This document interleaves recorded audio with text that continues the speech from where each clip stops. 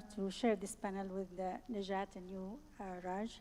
And also want to thank the organizer for selecting such a critical and important topic on shared North-South objective of fair transition. Before I ask this question, I want to share some facts because scientists will love facts. I believed in the power of science and technology since I was a little girl. I believe the power of science and technology can address many of the world challenges, like poverty, sustainability, health for all, and climate change. And I've been on a mission or on a journey ever since. And I have a real-world experience being a scientist in a lab, inventor, social entrepreneur, social innovator, science policy, diplomacy, strategy maker, also an advisor, and I have an eye for an investor commercialization, So I wanted to share with you many of the, because to come back to your question, many of the world challenges facing our society require the best disruptive, innovative, driven solutions. Unfortunately, the existing technology transfer model, which I agree with Magda for the previous panel, are outdated, dry and mechanical, ignoring the details how people feel and do not capture their energy.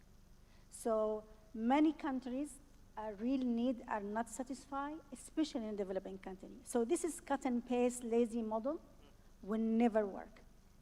And if you ask for advice, and the global consulting market are dominated by major advisory group. However, their need to have a broad reach to the developing countries often mean they struggle to deliver, especially in an area requesting specialist input. So there is an invisible knowledge gap preventing execution. So what is the need of the policy or of a voice of a scientist if there is a practical, transparent way of execution? So I think we all agree with that, why we're here. We needed a new type of generation of consultancy. We need a new approach to have policy holistic with powerful execution based on science and technology to deliver real solution for people. Bringing with process, like a project with process and systematic, as you mentioned in your previous panel, and objective with purpose, bringing sustainability, accountability, transparency, and most importantly, it sync with people needs and infrastructure. So from the start, policy, to make a policy, project design, project management, project performance, all optimized. So that's why we need science and technology, because they can address these issues based on, because science, they love data, they love fact, and that's what we need, science-based type of solution. Najat, you've seen these same issues from your role as a minister, from your role in the NGO world and in the global health world. Same question to you. Why do we need the voice of scientists in this conversation? Do you allow me to speak in French? Sure, It's okay. sure. Thank you. If you need to. Ou alors tout le monde parle français dans la salle. So why is it important? It's interesting. I was thinking that, it's a coincidence, but I joined OAN, that NGO fighting to move away people from extreme poverty and disease. I joined that NGO in March 2020 when the COVID crisis broke out. And at the time, when I looked into the type of answers that we were going to give to public authorities in all reports and research work that had been conducted over the past decades regarding potential future pandemics, I realized that everything was there. All scientists had drawn our attention on the necessity for us to act in terms of prevention, international cooperation, the necessity to strengthen the resilience of our health systems. Everything was there. And they even mentioned the figure saying that in order to be able to prepare at the global level for the pandemics, that would cost us $10 billion per year. But since we didn't do anything, since we did not comply with the rules and the text that we've been signing, I'm thinking about the international health regulation that 113 countries had signed in 2005 after the SARS crisis, but 20 years later had not been implemented. We were not in a position to exchange information. We were not in a position to avoid the pandemics from spreading, and everybody has been able to see how that crisis management took place. So everybody had to react in emergency. It didn't cost $10 billion, but $15,000 billion. So it's huge in terms of financial costs. Also in terms of human cost, because we tend to forget, but we've lost 15 million people in that COVID crisis. We have created 10 million orphans, children without parents, and it's huge in terms of life expectancy. We've lost 2 years because of the COVID crisis, and also the index of human losses. So I think science should be considered in the way we take our public decisions, but also because it's essential. And whenever science is telling us something, we need to listen to it and act accordingly. You're reminding me of a report that we wrote at DevEx in 2017. We interviewed 40 scientists. One of them was Dr. Tony Fauci. You've probably heard of him. And we asked them, what should we be worried about in global health? And the number one issue that they almost universally agreed on was a respiratory virus. And they talked about it. In other words, to many of us, it was a surprise when COVID hit, but to many in the scientific community, it wasn't. They, as exactly as you say, Najat, they knew what was coming. They've been studying this for a long time. So I guess the question then is, if scientists have such an important role, why is it that they're not being listened to? And in fact, there's almost a backlash in many places against science, right? There's a desire to say, we don't want to hear what they're saying. They're telling us something that many societies really prefer to not listen to. What's going on there? Maybe Najat, you want to say something, or you? Oui, yeah, please. Bien sûr, avec plaisir. D'autant que là, je vais. Yes, of course. So here I'm going to use my hat as the former minister in charge of higher education and research, because this is going along the line of the discussion that we're having. I'm thinking about 3 things that are not right, amongst political deciders in their relationship with researchers. And then I will talk about citizens.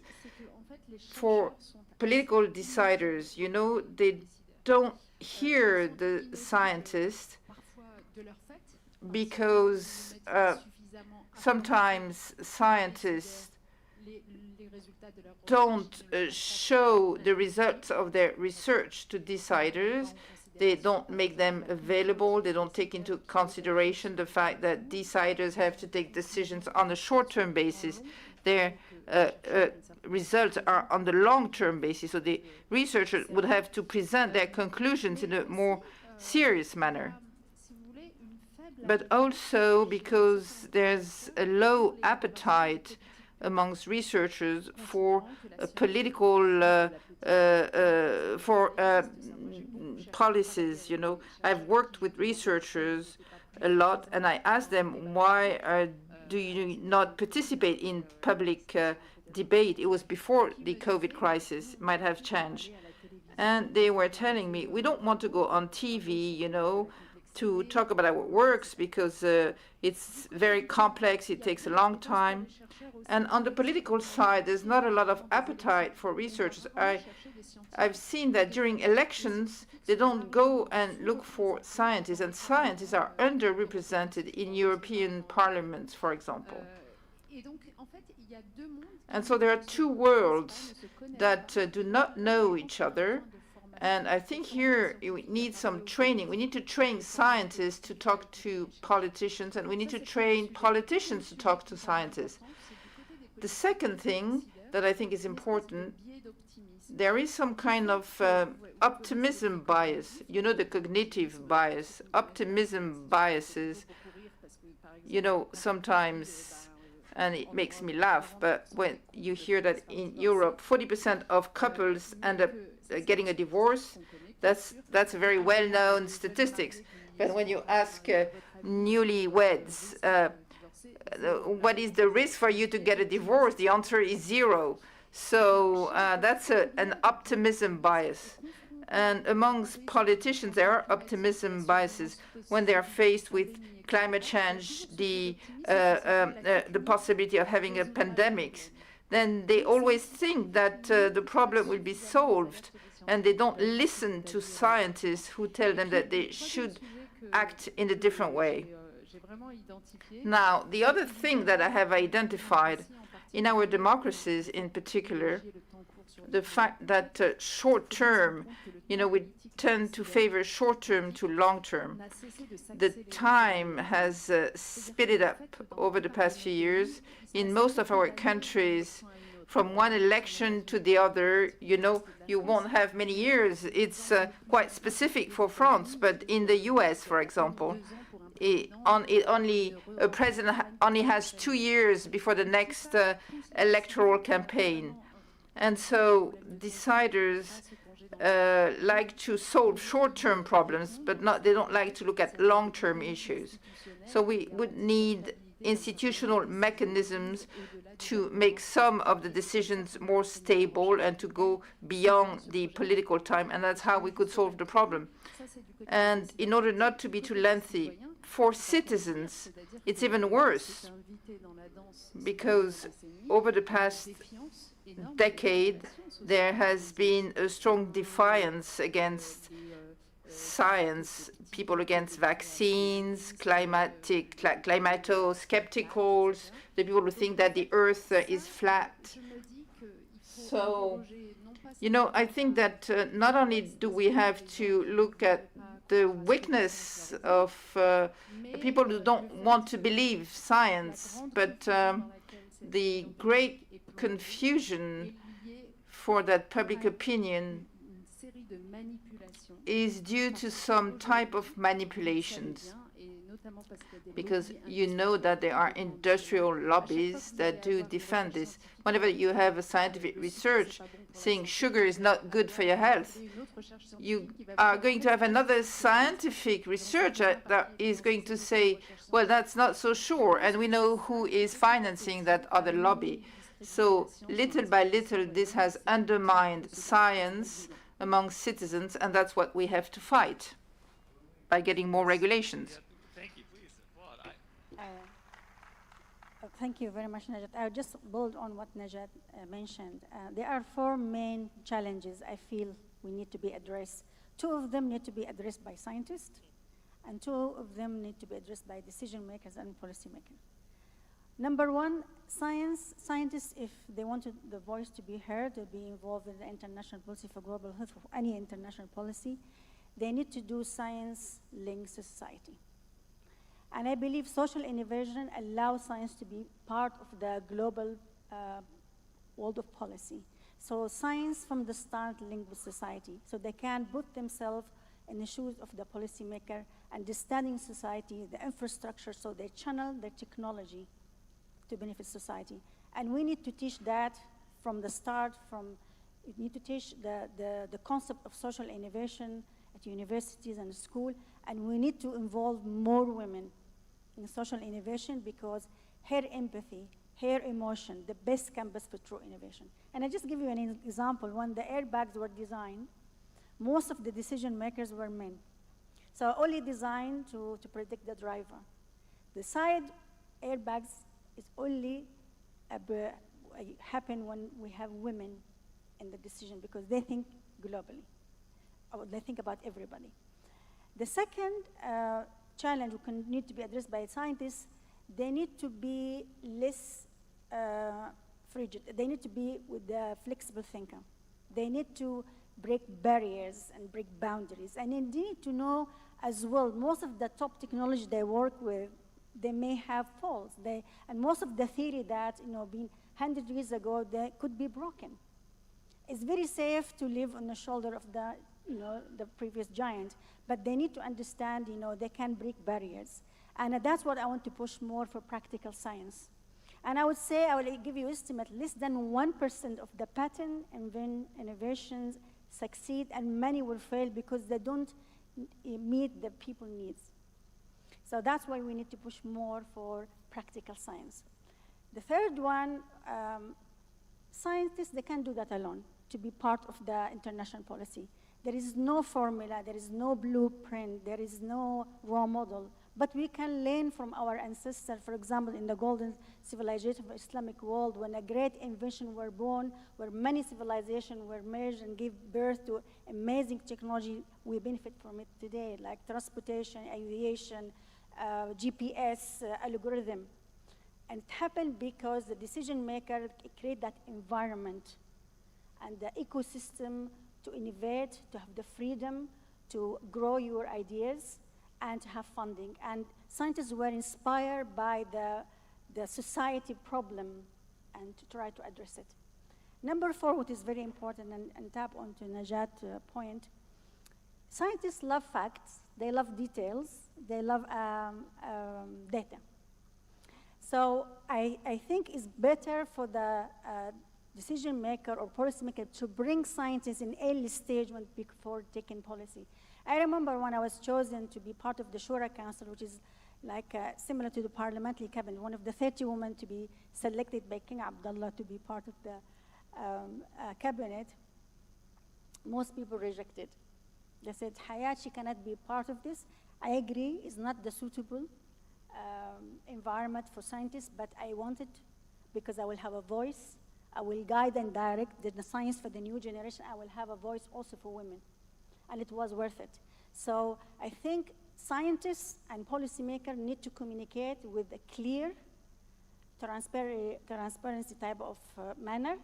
And I think I advise the government to create this digital platform, connect all stakeholders, especially private sector, people, scientists, policymaker, what we call science diplomacy, so we can discuss, we can address national and international global health issue to promote knowledge sharing between North and the South, South and the North, South and South, and also promote open science, open innovation, and we all seen the benefit of that during COVID-19.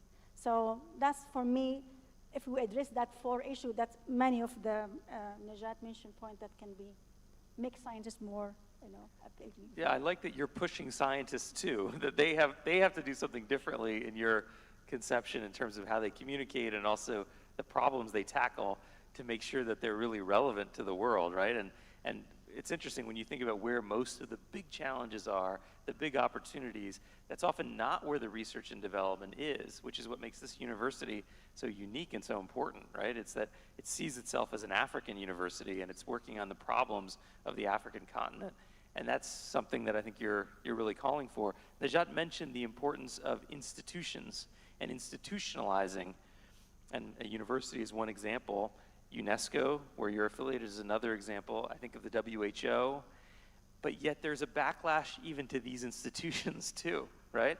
So what should institutions be doing differently to better tell their story or promote the science behind the work that they do? How do we inoculate not just the scientists, but the institutions that they rely on? Any thoughts about that from either of you? Najat? To try. I can give an example later. Okay. Je pense que il faut être très attentif. I think that we have to be very aware of the criticism against international institutions in charge of global health. We have to listen to them.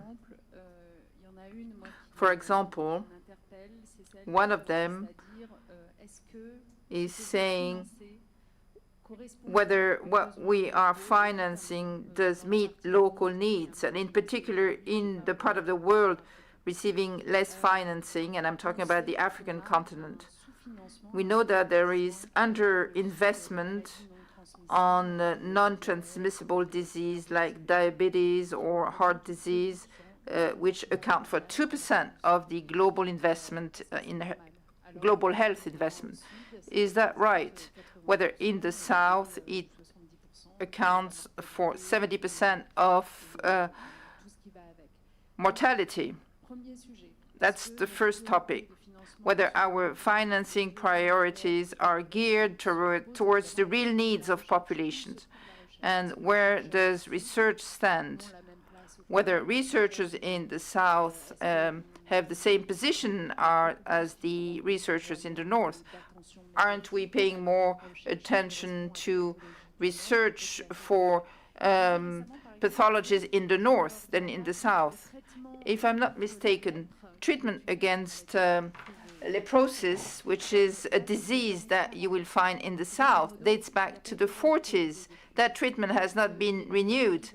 Whether equivalent disease to leprosis that you will find in the North are receiving a more recent treatment. And if you look at all disease that we haven't found a vaccine, like malaria, whether while COVID-19, because the North was affected in 1 year, there was a vaccine. So there is an equity and an issue of being equal in terms of finding the right data. When I talk about the climate change, talking with IPCC researchers, we only have 4% of data regarding the South and the African continent. So we do have, we make projections on things that do not cover the whole world. So my recommendation would be for all those institutions that are led to finance research, that they should make sure that there is collaboration between researchers in the North and researchers in the South. But before we get there, are the poorest countries in a position to produce researchers? It's very complicated because it means human resources. It takes time to produce a researcher.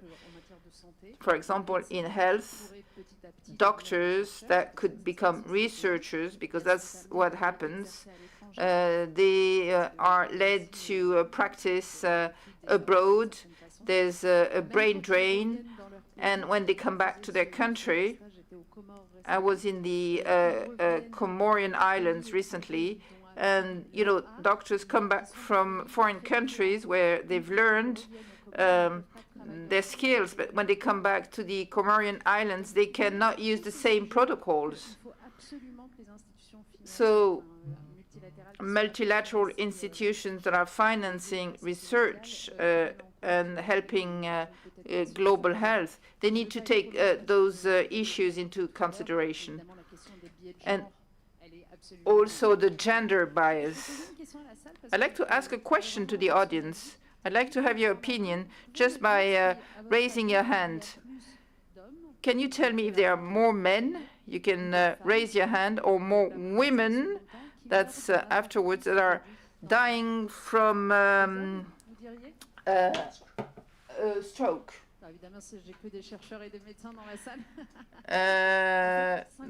In fact, 53% of people dying from a stroke are women,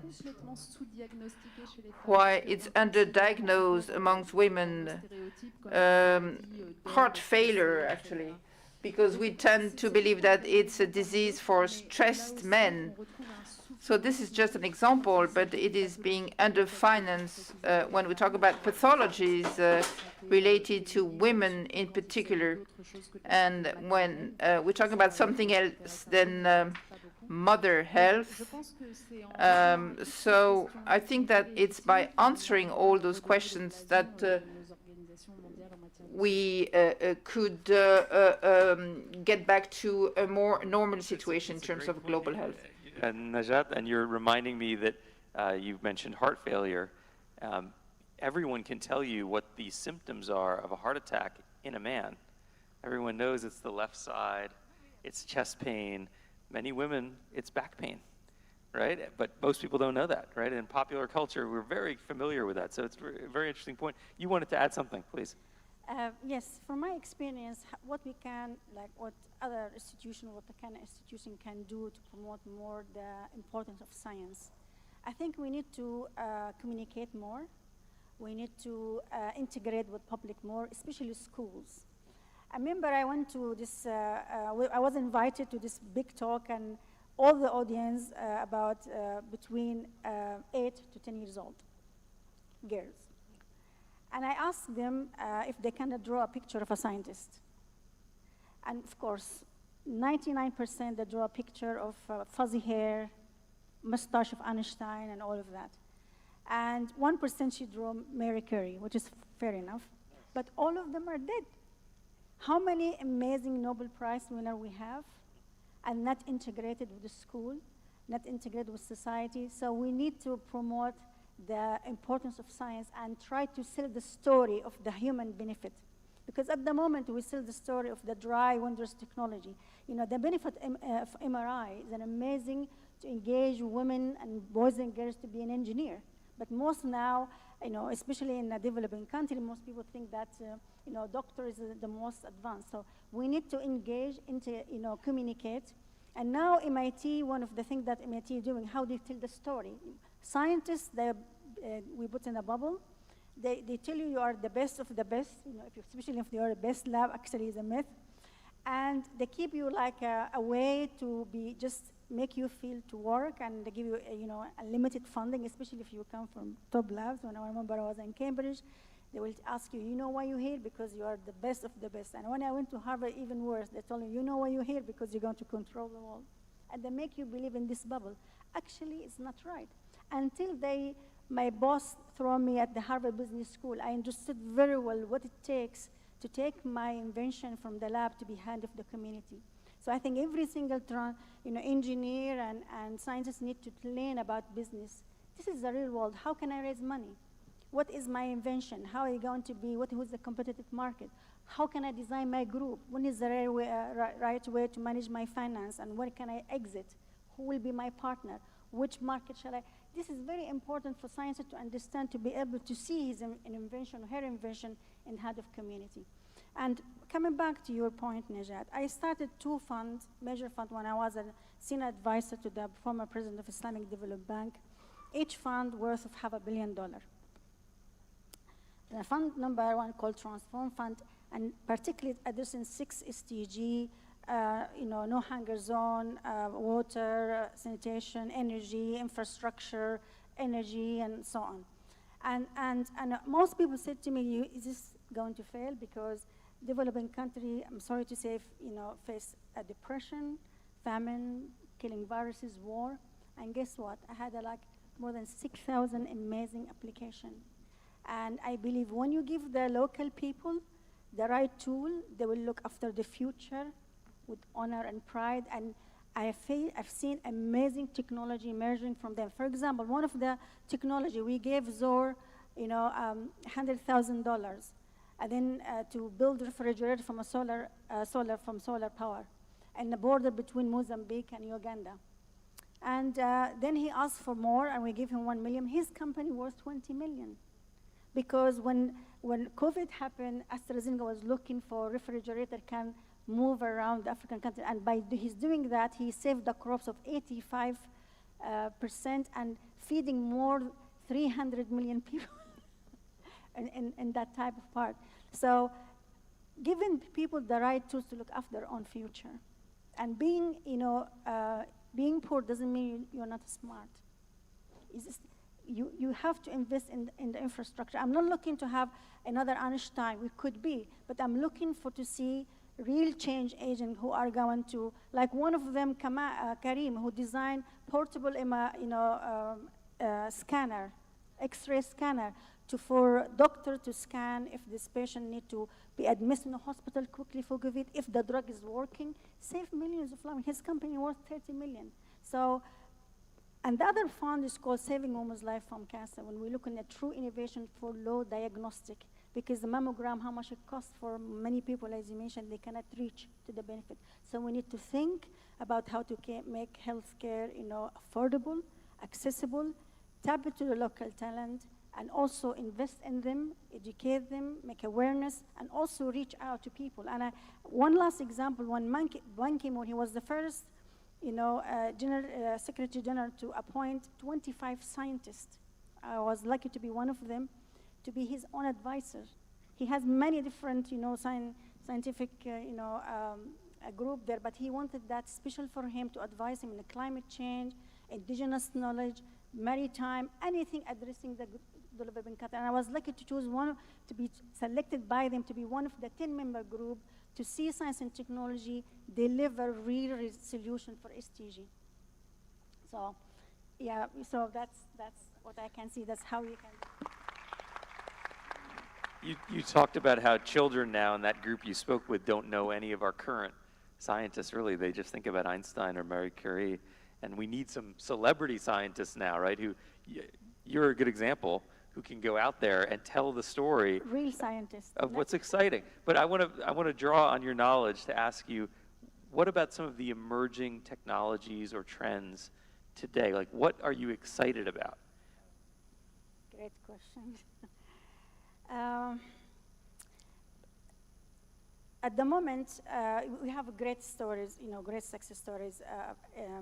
But I wanted to say, before we talk about the great, with the COVID and war, we have inequality in terms of, especially impacting women, children, adolescents. We lost a lot of healthcare workers due to mental health, worn out. And now we have, sorry to say, increase in mental health problem with our young generation, aged between 10 and 24, given a burden of about 6 trillion budget to be addressed that in 2030. But what I'm excited about now, after setting up this 2 fund and seeing in my own eyes, working on a developing country, low-cost diagnostic is emerging now, is trending now, with estimate market of 640 billion. Digital health, artificial intelligence, with the emerging markets 57 because they're clean, precise, quick. Now you can monitor the health, your heart rate, the blood without putting blood in your device. And one of the really promising technology, I know COVID was a problem, but because of COVID, we have birthed now to the mRNA technology, and it's a promising technology because now we can trigger genes to fight cancer, even though it's now working for COVID, but we can alter that with cancer, Alzheimer's, generate vaccine for malaria, and this is very promising CRISPR technology. I think this is going to be an amazing. Microbiotech also is going to be a winner. But overall, digital technology is going to be trending up, and we will find in the future robotics going to have a role in care management. So that's why we need a global governance to regulate, how much machine we can, put there and promote. And Najat, it seems to me like some of these exciting technology trends, and I get excited just listening to this, but some of them maybe are the very reason why the public is skeptical about science, because they see some of these trends like robotics taking away jobs, or AI taking away jobs or leading to misinformation, or they see the downsides in their own lives. And maybe that's where some of the distrust comes from. As a political leader yourself, as a former minister, how do you think about how to communicate to the public about these kinds of big shifts and big trends, big transitions, to use the language of this conference? How do you think about that communication with the public?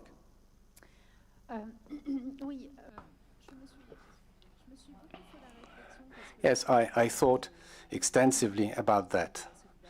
I work on global solidarity, and therefore I access information on those topics. Nowadays we have small machines to carry out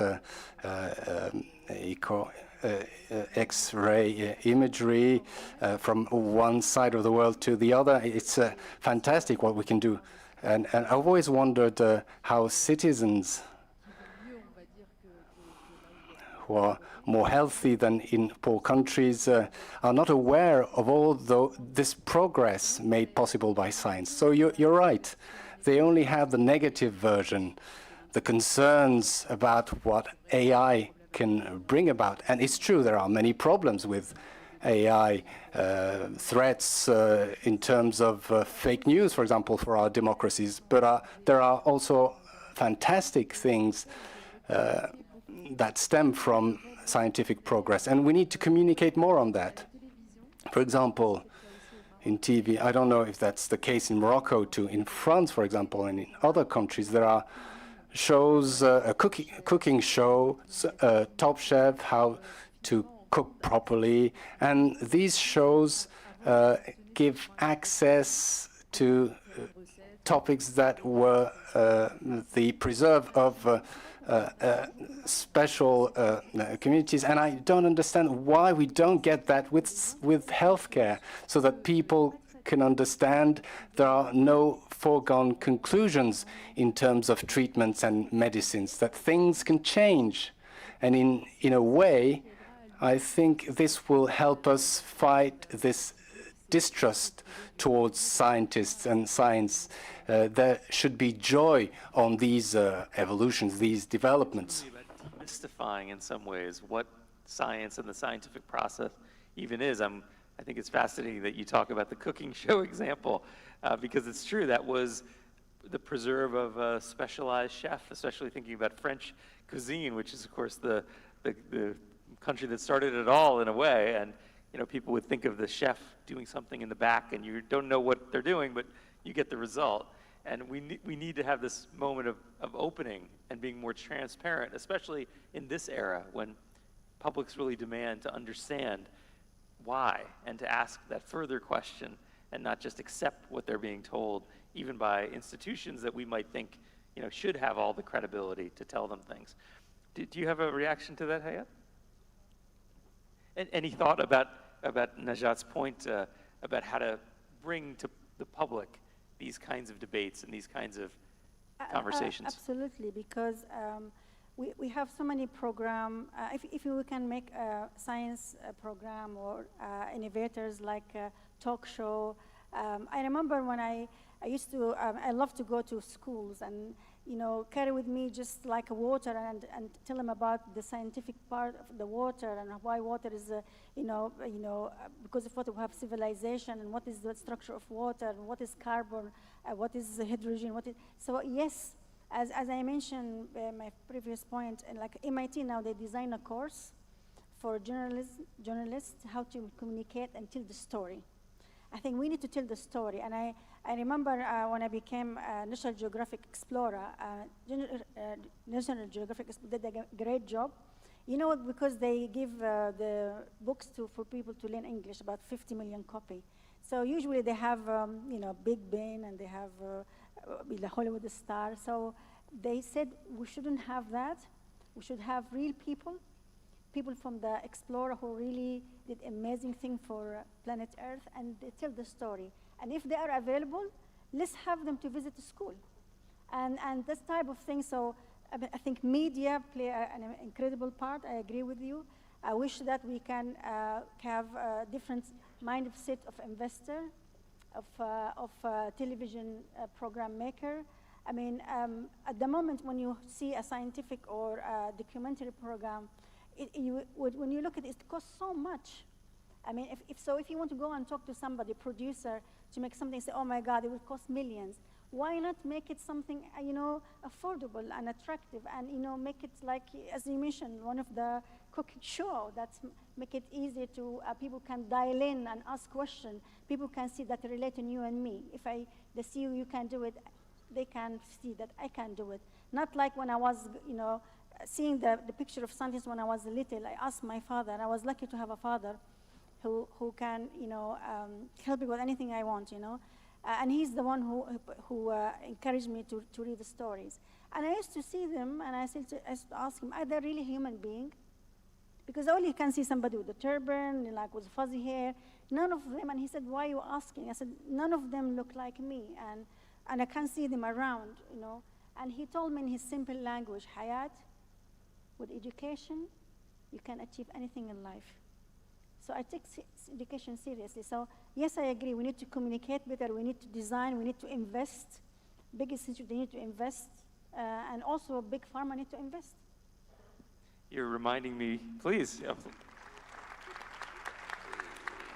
You've mentioned MIT a couple of times, and you talked about what got you inspired. That what got me interested in science was growing up, my grandfather grew up in France, and he actually left and went to university at MIT, and his roommate was Richard Feynman, who, of course, is another one of these famous dead scientists, as you say, but who was probably the very best in the world in his era at explaining physics. And even now, you can find his incredible lectures on YouTube. And so I grew up hearing stories about him, and that, for me, opened my mind about what was possible. But you're absolutely right. Every child needs to hear that kind of a story and see someone who looks like him or like her in the world that they can relate to and who they can feel like they can become. You can see people are coming in. We're running out of time. So just maybe a last thought from each of you. Any final thought to help close us out? Najat, anything you want to leave the audience with before we go? Please, something brief. I think we haven't talked about the prices and the cost of the health of the. For example, I just want to draw an example. COVID. Is it fair to pay $120 per dose, and how many doses we need? For a CAT scan, is it fair to pay, $1,000 per? Is it for a new drop to prevent blindness in the eye? Is it fair to pay $2,000? And so many another innovative way, natural way, like beetroot juice. I heard that it's helping blood pressure, or certain substance, plant substances can help decay, not help prevent decay for life, not being advertised properly. And for me, cost of the of health, of the prices is really affecting people. And now in NCB, and a couple of days I heard that a certain inhaler for children it's become 10 times more, so parents cannot afford to buy for their children. So where are we going here? And what is concerning me also the most is scientists are leaving big pharma, because the big pharma are not looking for cure, they're looking for live drug dependencies. So we need to have, we need to promote social innovation. We need to promote, traditional science. We need to promote, taxpayer to invest in the natural type of medicine. We need to regulate prices. So I think we need to act together to prevent that type of, because it's exceeding, and people cannot afford. So we need to really tackle that type of a global concern, and it's happening everywhere. If a parent cannot buy inhaler for the children because 10 times is higher than before, what are we going here for? So my final thought: we need to have the policymaker, all the stakeholder, and science aligned to have their invention really touching society and people's need, with powerful, doable execution method. There's no point to have a policy, no point to have my voice to be part of the big, science diplomacy arena if there is no practical execution method that touching how the people feel, their passion, their values, their faith, their custom. We need to take into consideration. Thank you. Well, I would say that we have 17 SDGs, and science and research is helping each one of these SDGs, and especially health. But I'm wondering if we should not have 18th SDGs, which would be science and research, because actually, without data, we cannot cope with any problem, with any challenge. We cannot know about the existence of this problem or challenge. So I would say that if we really want to improve the world where we're living, we should really have science present in all areas of our life and support it. truly. That would be my conclusion. Thanks. Thank you so much. Please join me in thanking this fantastic panel. It's been such a pleasure to talk with all of you about global health and where it's going and the role of science. And obviously the pandemic in some ways feels like it was a long time ago, but it is still informing us and should still inform some of the key changes we need to make and that we've heard quite a bit about today. So thank you, and thank you all.